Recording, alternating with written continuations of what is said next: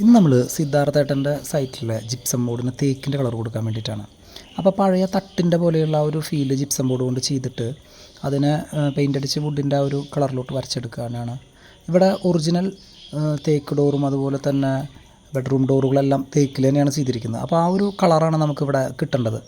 അപ്പോൾ ആ ഒരു രീതിയിലാണ് ഇത് വർക്ക് ചെയ്യുന്നത്. നമ്മളിതിന് ബേസായിട്ട് അടിച്ചിരിക്കുന്നത് MRFൻ്റെ ഡൂറോത്തിൻ പെയിൻ്റാണ്.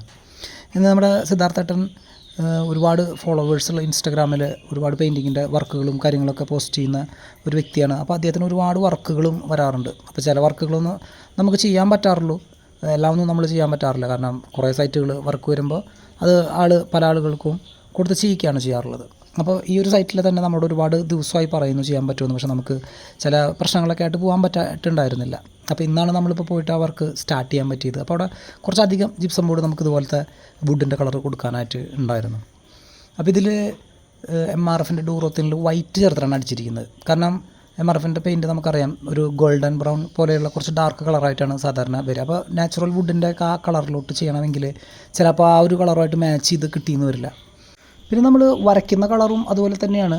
ഓരോ വുഡിൻ്റെ കളർ നോക്കിയിട്ട് അവിടെ വുഡുകളുണ്ടെങ്കിൽ അതിനനുസരിച്ചിട്ട് മിക്സ് ചെയ്തെടുത്ത് വരയ്ക്കുകയാണ് ചെയ്യേണ്ടത്. അല്ലാതെ നമ്മൾ സാധാരണ പറയുന്ന പോലെ ബ്രൗൺ എടുത്ത് വരച്ചോ അല്ലെങ്കിൽ ബ്ലാക്ക് എടുത്ത് വരച്ചോ എന്ന് പറഞ്ഞാൽ നാച്ചുറൽ വുഡ് അടുത്ത് നിൽക്കുന്നുണ്ടെങ്കിൽ അതിൻ്റെ കളർ കിട്ടണമെങ്കിൽ അതിലോട്ട് നമ്മൾ റെഡും യെല്ലോയൊക്കെ ചേർത്ത് അതിൻ്റെ ആ ഒരു കളറിലോട്ട് മിക്സ് ആക്കിയിട്ട് തന്നെ എടുക്കണം.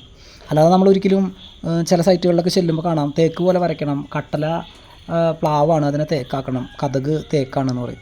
എന്നിട്ട് അതിനോടൊരു ബന്ധവുമില്ലാത്ത കളർ അടിച്ചു വെച്ചിട്ടുണ്ടായിരിക്കും. അങ്ങനെയൊക്കെ ചെയ്ത് കഴിഞ്ഞാൽ ഒരിക്കലും അത് മാച്ചാക്കാനായിട്ടൊന്നും പറ്റിയെന്ന് വരില്ല. അപ്പോൾ നമ്മളെപ്പോഴും